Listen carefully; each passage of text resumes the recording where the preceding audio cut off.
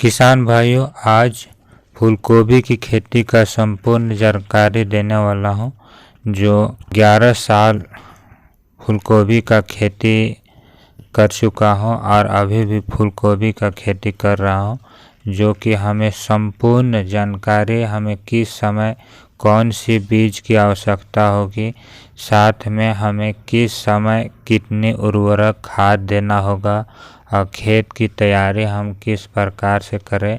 और प्रति एकड़ हम अगर फूलगोभी की खेती करते हैं तो हमें कितना बीज की आवश्यकता होगी और किस समय कौन सी किस्म के बीज हमें अच्छी सूटेबल होगा, उसका जानकारी देने वाला हूँ। सिंचाई और निकाय कोड़ाई और चढ़ाई कब कब करनी है, उसका डिटेल से जानकारी दूंगा। और किसान भाइयों, फूलगोभी पर प्रमुख जो रोग लगती है उसका पहचान हम कैसे करें और किस प्रकार से यह रोग फैलती है, उसका जानकारी और उसका रोकथाम के लिए दवा कौन सी दे जिससे हमें अच्छी रोकथाम हो सके, उसका भी आज जानकारी देने वाला हूँ। तो किसान भाइयों, कुल लागत हमें प्रति एकड़ कितना आएगा और कुल उत्पादन हमें प्रति एकड़ कितना मिलेगी, उसका भी आज जानकारी देने वाला हूँ। तो किसान भाइयों, कुल आमदनी और शुद्ध लाभ आखिर पर प्रति एकड़ कितना मिलने वाली है, सभी को आज डिटेल से दूंगा। तो किसान भाइयों, शुरू से अंत तक बने रहिएगा, जिससे कि आपको अनुभवी किसान से जानकारी पाकर आप खुद अपने खेतों पर फूलगोभी की खेती करके लाखों रुपया कमा सकते हैं। तो किसान भाइयों, सबसे पहले फूलगोभी की खेती के लिए आपको मिट्टी का चयन करना होता है। तो किसान भाइयों, सभी प्रकार के मिट्टी में फूलगोभी किया जा सकता है, लेकिन अच्छी पैदावार के लिए किसान भाइयों मिट्टी जीवाश्म की मात्रा अधिक होनी चाहिए, जहाँ की आपकी उर्वरक मिट्टी होनी चाहिए, उस स्थान पर फूलगोभी की खेती होगी। और मिट्टी का पीएच मान 5.5 से 7 होनी चाहिए और जलवायु 15 से 30 डिग्री के बीच आवश्यक होती है। इससे होता है कि 15 से 30 डिग्री के बीच अगर हमारे फूलगोभी की खेती अगर करते हैं और 15 से 30 डिग्री हमारी फसलों को मिलती है तो अच्छी उत्पादन प्राप्त होता है। तो किसान भाइयों, उन्नत बीज सबसे पहले होता है कि मिट्टी के बाद उन्नत बीज का चयन करना। अगर किसान भाई सही समय पर अगर उन्नत बीज का चयन करते हैं अच्छा वैरायटी का, तो अच्छा मुनाफा मिलता है, अच्छा उत्पादन भी होता है। तो किसान भाइयों, फूलगोभी की बीज के लिए फूलगोभी की खेती अगर करते हैं तो साल में 3 बार किया जाता है। पहला मई जून में, दूसरा सितंबर अक्टूबर में, तीसरा दिसंबर जनवरी में। तो 3 समय फूलगोभी का खेती अगर करते हैं ये वक्त पर, तो आपको अच्छा उत्पादन भी देखने को मिलती है और साथ में अच्छा मुनाफा भी मिलता है। तो किसान भाई, उन्नत बीज है मई जून का जो मैं आपको शेयर करने वाला हूँ। तो मैंने मई जून में जनरल सीड्स, जो जनरल बीज होती है, उसका हमने रोपाई करता हूँ। और रोपाई जनरल बीज का इसलिए करता हूँ क्योंकि बरसात का मौसम पर अगर जनरल बीज का उपयोग नहीं करते हैं तो हमारी जो फूलगोभी की फसल होती है अधिक बारिश की वजह से ख़राब हो जाता है। इसलिए मई जून में सबसे अच्छा बेस्टर बीज होता है चयन करने का, तो जनरल बीज। तो जनरल बीज है रॉक स्टार, आनंद, हंगामा और आकर्षण। ये 3 बीज हैं जो आपको शेयर किया। ये तीनों बीज को हमने समय समय पर साल 2 साल के अंतराल पर किया हो, जो कि अच्छा हमें रिजल्ट देखने को मिला है। और साथ में एक और बीज है निराला। ये 4 वैरायटी का बीज है जो जनरल बीज है, जो कि बहुत ही अच्छा उत्पादन देखने को मिला है। किसान भाइयों, सितंबर अक्टूबर में हाइब्रिड सीड्स प्रयोग किया हूँ, जो नोबेल कंपनी का वर्षा है और सेमेनिज कंपनी का बरखा है, और सकाटा है जो वाइट एक्सल है, सेजेंटा का किमाया है। ये 4-5 वैरायटी है जो सितंबर अक्टूबर में मैंने इसका रोपाई करके अच्छा उत्पादन पाया हूँ। तो किसान भाइयों, अब तीसरा सीजन है दिसंबर जनवरी। दिसंबर जनवरी में भी सेजेंटा कंपनी का लक्की और आरके कंपनी का परिणति और सोनोबाल का 16, ये 3 वैरायटी है जो दिसंबर जनवरी में मैंने इसका अच्छा उत्पादन निकाला है। तो किसान भाई, आप किस इलाके से हैं?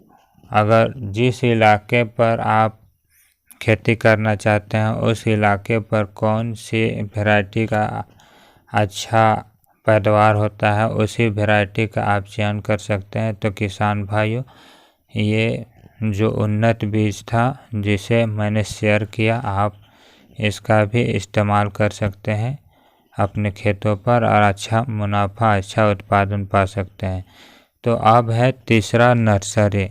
तो किसान भाइयों, प्रति एकड़ 150 से 200 ग्राम आवश्यक होती है। बीज का अलग अलग समय पर आवश्यक होती है।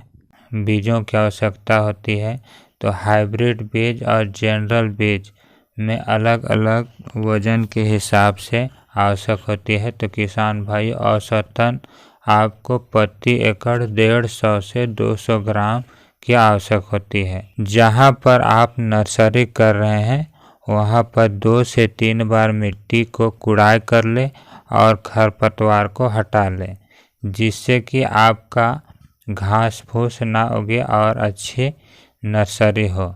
और गोबर खाद 50 से 100 kg का प्रयोग करें और 1 किलो NPK और 100 से 200 ग्राम ट्राइकोडर्मा को मिट्टी में बराबर मात्रा में बिखेर दे और क्यारी बनाकर बीज को कोई भी फंगिसाइड, जो कि बायोस्टिन हो गया या कार्बेंडाइजम हो गया, इससे उपचारित कर ले।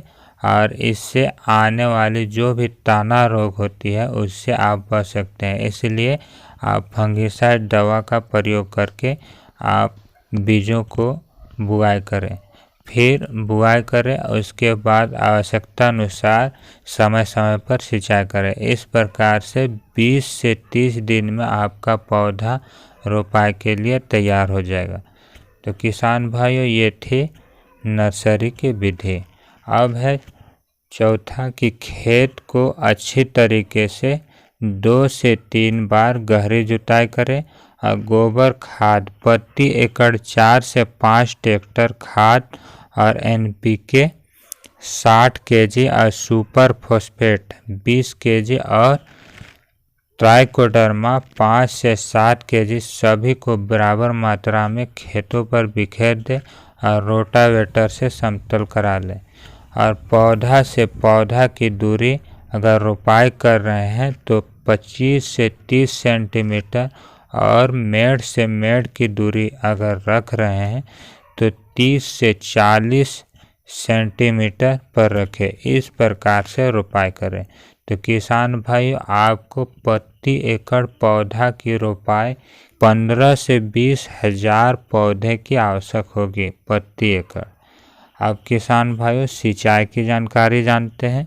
तो गर्मी के मौसम पर अगर सिंचाई करते हैं तो 3 से 5 दिन में आपको सिंचाई करनी होगी और ठंड के मौसम पर 7 से 10 दिन और बरसात के मौसम पर पानी कभी जमाव ना होने दे, क्योंकि फूलगोभी एक ऐसी फसल होती है जो कि अधिक जमा होने पर पीलापन हो जाता है और ख़राब हो जाता है। तो किसान भाइयों, फसलों पर, कोई भी फसल हो, अधिक जमाव पानी का होने पर खराब हो जाता है। इसलिए बरसात के मौसम पर पानी जमाव ना होने दे। अब छठा है कि निकाय कोड़ाई। 2 से 3 बार निकाय कोड़ाई करें और समय समय पर खरपतवार को हटाते रहे। इससे होता है कि आपका जो भी खेतों पर माइक्रो न्यूट्रल्स होती है, जो पोषक तत्व होती है, उससे घास फूस नहीं खिंच पाता है। और दूसरा फायदा होता है कि उसमें कीट का अधिक प्रकोप नहीं फैलता है। तो किसान भाइयों, खरपतवार का भी ख्याल रखते हुए हटाते रहे। अब पहला कुड़ाई पर प्रति एकड़ 30 केजी यूरिया और 15 केजी पोटास और 15 केजी सल्फेट और 15 केजी फॉस्फेट का प्रयोग करें। और दूसरी कोड़ाई पर इसी प्रकार दोबारा प्रयोग करें। और तीसरा कोड़ाई पर 30 केजी पोटास और 20 केजी सल्फेट और 20 केजी कैल्शियम का प्रयोग करें। इस प्रकार से किसान भाइयों निकाय कोड़ाई करें और अच्छी तरीके से खेतों पर जब फूलगोभी की चढ़ाई कर रहे हैं तो अच्छी तरीके से चढ़ाई करें और समय समय पर आप सिंचाई करते रहें।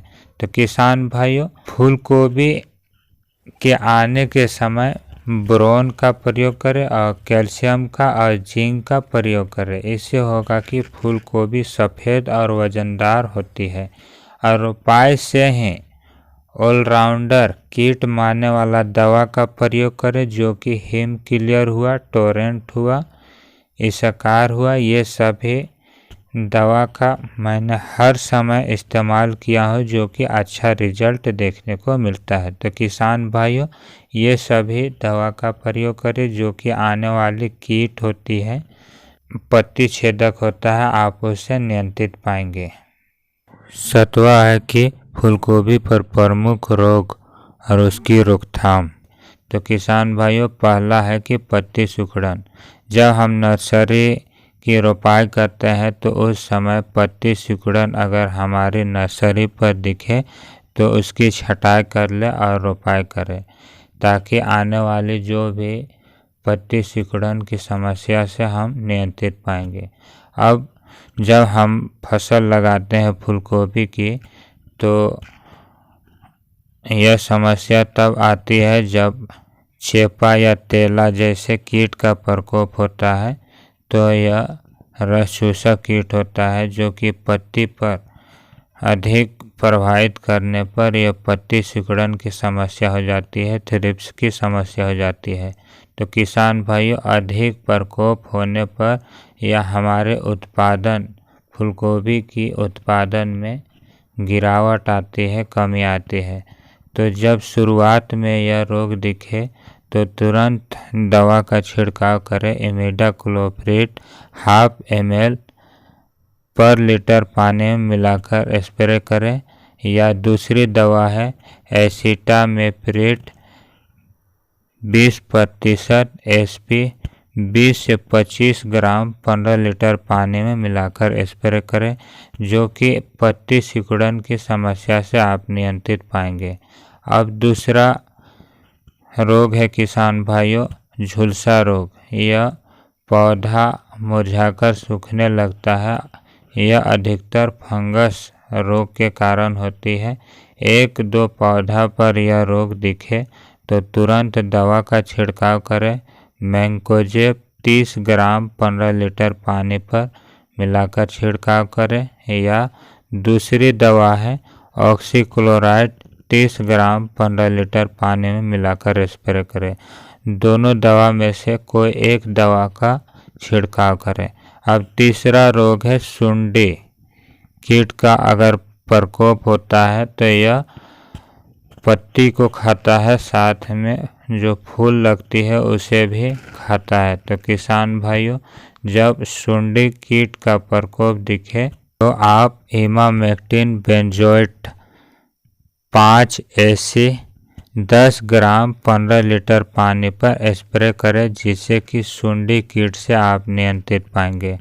अब प्रमुख रोग में से एक रोग है जो कि बहुत ही खास रोग है। इसका अधिक प्रकोप होने पर किसान भाइयों कोई भी दवा का प्रयोग करेंगे तो आप इसे नियंत्रित नहीं पाएंगे। तो यह रोग है सफ़ेद तितली, जो वाइट फ्लाई के नाम से जानते हैं।